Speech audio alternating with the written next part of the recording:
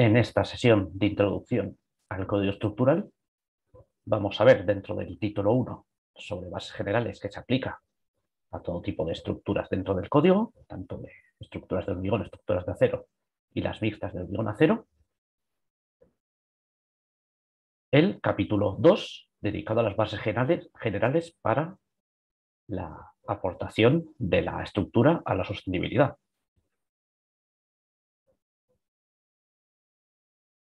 Vamos a ver qué es lo que nos dice el código en este sentido. Empieza el artículo 6.1 diciendo que se extiende por sostenibilidad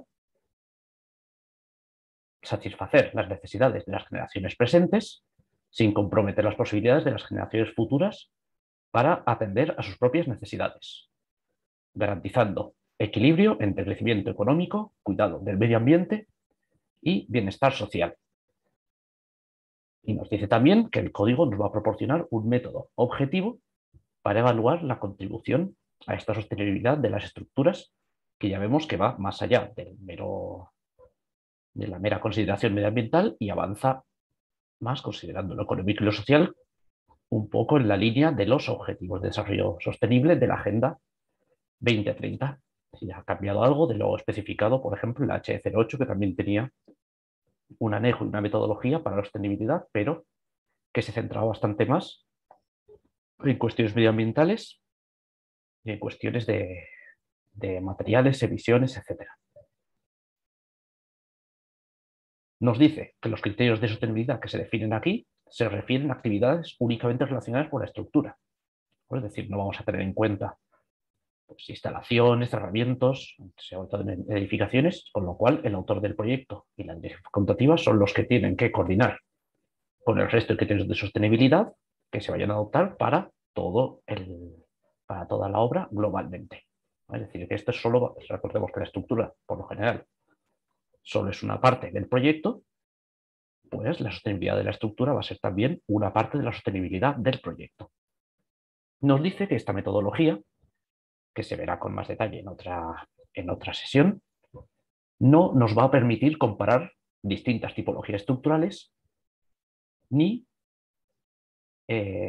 comparar las puntuaciones de agentes que realicen diferentes procesos. Es decir, nosotros vamos a tener dos estructuras, pero eso que una saque un índice de contribución de estructura mayor que otra, no quiere decir per se que sea más sostenible. Hay que enfocar esto como es únicamente una medida y un método objetivo para que nadie pueda decir que algo es sostenible usando sus propios criterios. Es decir, esto lo único que busca es unificar criterios, pero no nos permite comparaciones de ningún tipo, porque ya se verá más adelante que todos los indicadores que tiene son de muy amplio espectro y que obviamente cualquier comparación entre estructuras o entre agentes pues quedaría diluida dentro de todo lo que es el cálculo. Además, nos dice que los indicadores que nos incluirán en el anejo 2, donde pone cómo calcular lo que ya se verá más adelante, cómo contribuye la estructura a la sostenibilidad, no van a considerar ni el uso, ni el mantenimiento, ni la reciclabilidad de la estructura. Es decir, donde ¿qué van a considerar? Van a considerar el diseño y la ejecución. Que en esto se queda pues, un poco en lo que ya eran las anteriores instrucciones, que choca con el enfoque global que coge el código ahora de todo el ciclo de vida, pues en sostenibilidad se queda solo en lo clásico, proyecto y ejecución. Nos dice también que esta evaluación es complementaria a cualquier consideración de sostenibilidad que, ya sea del edificio o de la obra de ingeniería civil completa, que deben evaluarse mediante otra metodología.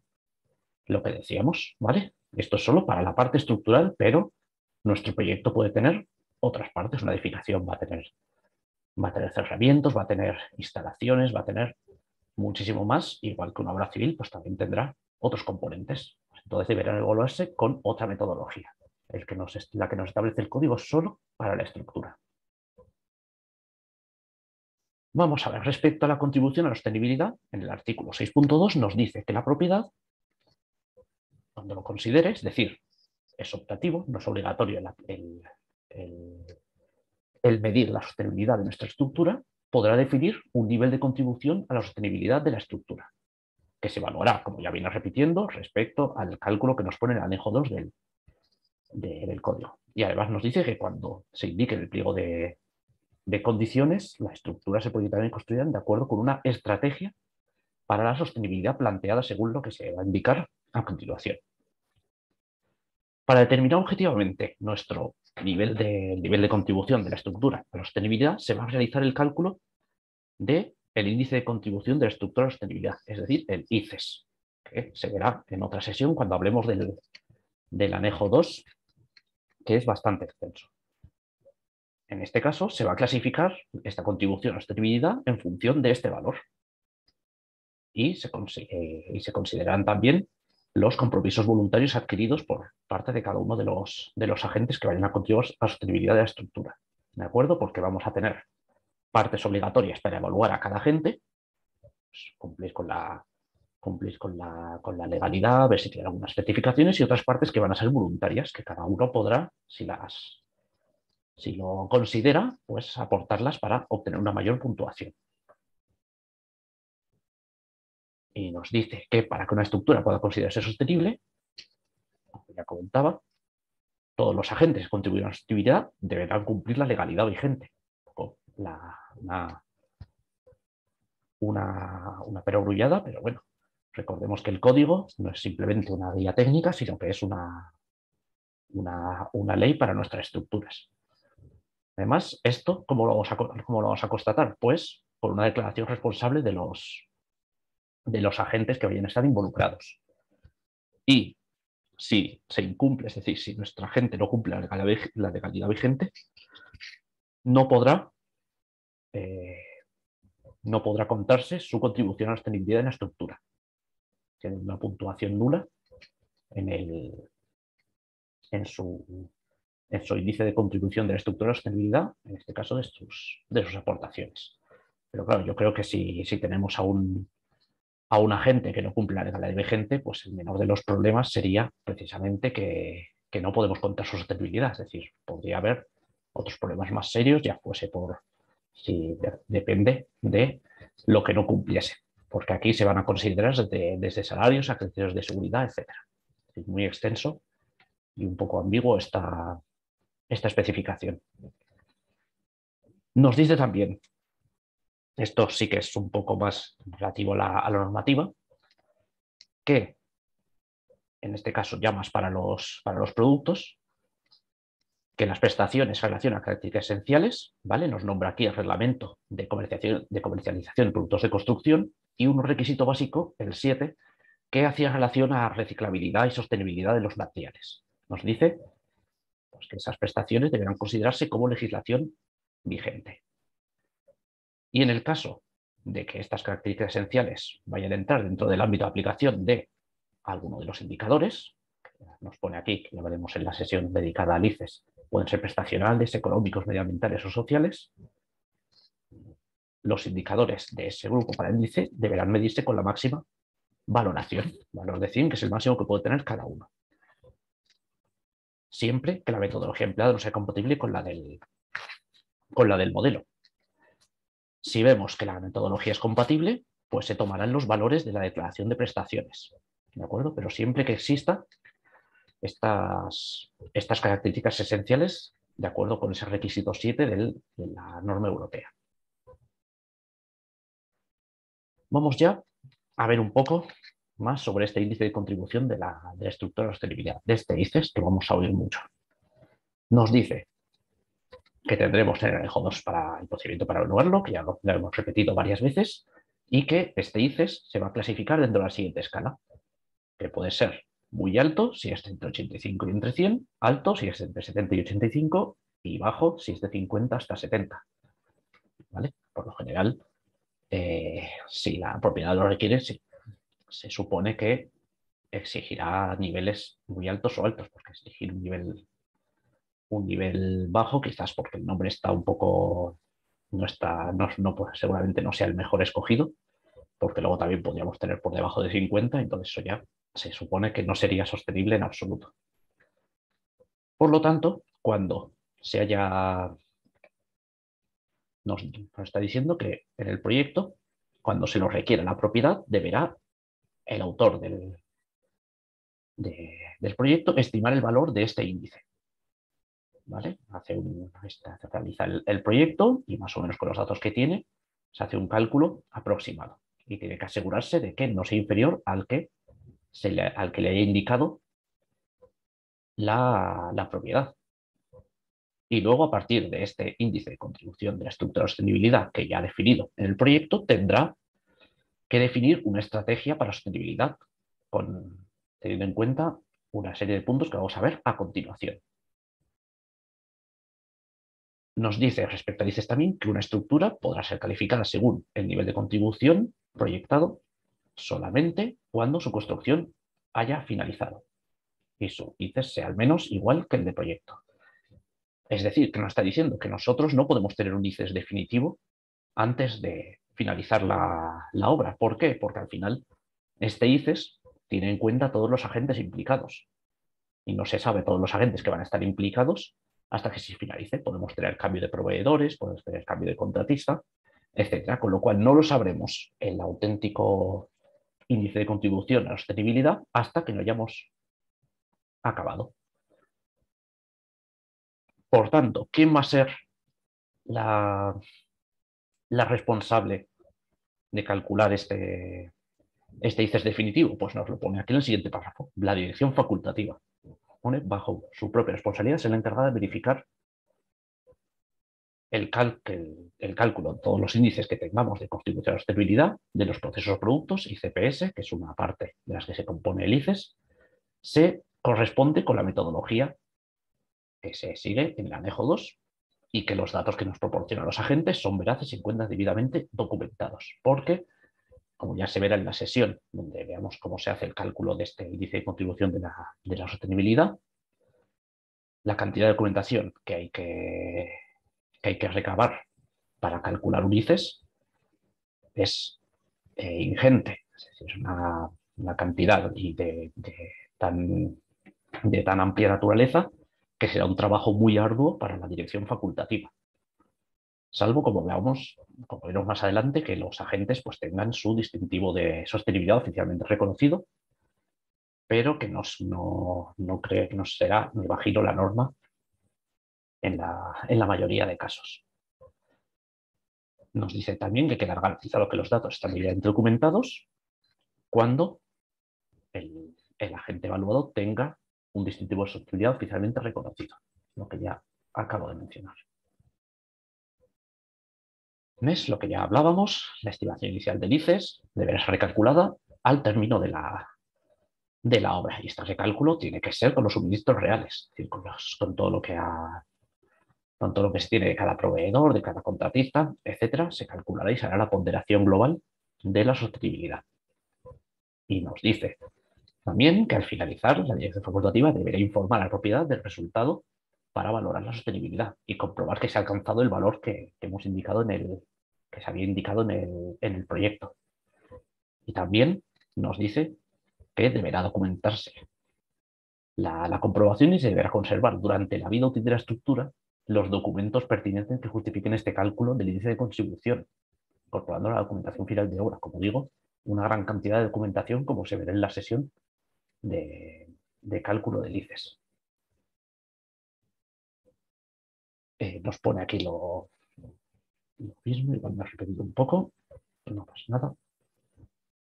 Aquí. Y también pone y también nos dice el articulado en este caso que los agentes que se vayan a comprar en el anejo 2, que ya veremos, al final se refiere pues tanto a suministradores de áridos, suministradores de hormigón, contratistas, los suministradores de sistemas de prepensado, etcétera, una serie de agentes que ya veremos más en detalle, serán los responsables de transmitir toda nuestra información necesaria para obtener el índice de contribución de cada producto de proceso a la sostenibilidad.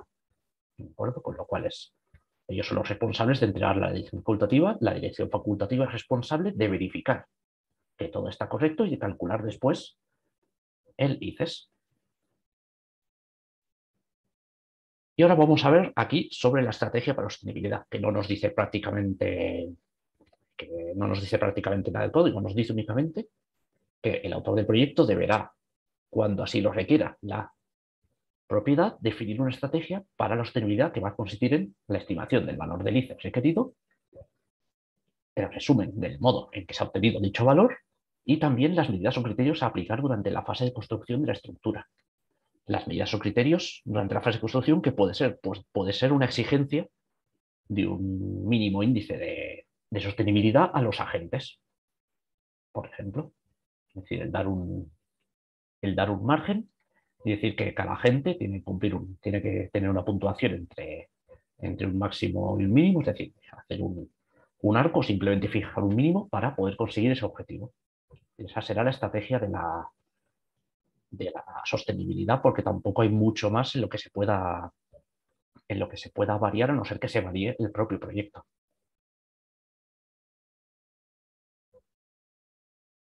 Y ahora vamos a ver qué nos dice sobre un nuevo distintivo oficialmente reconocido. Los que conozcan alguna normativa anterior o hayan visto alguna de las sesiones de calidad, esto les sonará, porque ya existía un distintivo de calidad oficialmente reconocido para los productos. Pues ahora lo que vamos a tener es un distintivo de sostenibilidad oficialmente reconocido. Y nos dice que de forma voluntaria los productos y los procesos que se contemplan en el anejo 2, que son procesos de construcción de una estructura, podrán demostrar el valor de su contribución a la sostenibilidad mediante un distintivo oficialmente reconocido, que consiste en el ICPS del agente certificado por una tercera parte y reconocido oficialmente, valga la redundancia. Dice que este distintivo garantiza que la metodología seguida para el cálculo es la que se ha indicado en el anejo 2 y que los datos que ha proporcionado los agentes están debidamente documentados y justificados. Nos dice también que en el caso de los productos con marcado CE, los distintivos de sostenibilidad no podrán certificar la conformidad con las prestaciones declaradas en lo que respecta a las características de la norma armonizada. ¿De acuerdo? Es decir, únicamente es es un distintivo independiente de lo que existiría para las declaraciones del marcado CE. ¿De acuerdo? Es un distintivo con los criterios que se establecen aquí. ¿Qué más nos dice? Que esta parte es un poco farragosa porque al final es todo mucha normativa. Nos dice que la contribución a la sostenibilidad del requisito medioambiental de un producto con marcado C tendrá el máximo valor, el 100, el distintivo de sostenibilidad, hasta que la norma armonizada que rija el marcado CE desarrolle ese requisito básico. Y entonces se evaluará según lo que se ha dicho en apartados anteriores. Y nos dice también que se entenderá que este distintivo de sostenibilidad está oficialmente reconocido cuando el reconocimiento se realice por la Subdirección General de Normativa y Estudios Técnicos del Ministerio de Transportes, Movilidad y Agenda Urbana, u otro órgano directivo con competencias en normativa técnica, en edificación o obra pública y perteneciente a la Administración Pública de cualquier Estado miembro de la Unión Europea, Turquía o cualquier Estado firmante del Acuerdo sobre el Espacio Económico Europeo. ¿De Es decir, que aquí, por norma general, tendremos que ir a esa subdirección para que se apruebe el distintivo oficialmente reconocido. Vamos un poco más allá. ¿De acuerdo? Y nos dice, esto es ya meramente formal, el distintivo se desarrollará conforme el procedimiento establezca la administración reconocedora del Estado correspondiente y en caso de los reconocimientos de distintivos por parte del BINMA, es decir, de nuestro ministerio aquí en España, se va a aplicar el siguiente procedimiento. Dice que también estarán legitimados para presentar la solicitud de reconocimiento oficial de este distintivo de sostenibilidad organismos de certificación acreditados conforme a los apartados del Código de Aplicación y esta norma de ISO 17065 y según ese reglamento del Parlamento Europeo. Es decir, que aquí nos está diciendo que habrá organismos de certificación o que hay organismos de certificación que podrán presentar la solicitud y que deberemos solicitarla en principio a través de ellos. Nos dice que esta solicitud deberá acompañarse de una memoria explicativa, el reglamento regulador de este distintivo, donde se definan garantías particulares, procedimiento de concesión, régimen de funcionamiento, requisitos técnicos, y siempre deberá incluirse una declaración explícita de conformidad con este capítulo de sostenibilidad, ¿de acuerdo? Con todo lo que se ha hablado antes del reglamento europeo para la comercialización de productos de construcción, con consideraciones para los marcados CE, etcétera. ¿De acuerdo? Es decir, que ya es un poco, es contenido bastante formal sobre esta metodología. Y también cualquier otra documentación que la Administración pues, pueda establecer o se considere necesaria en cuanto a este ámbito de la certificación.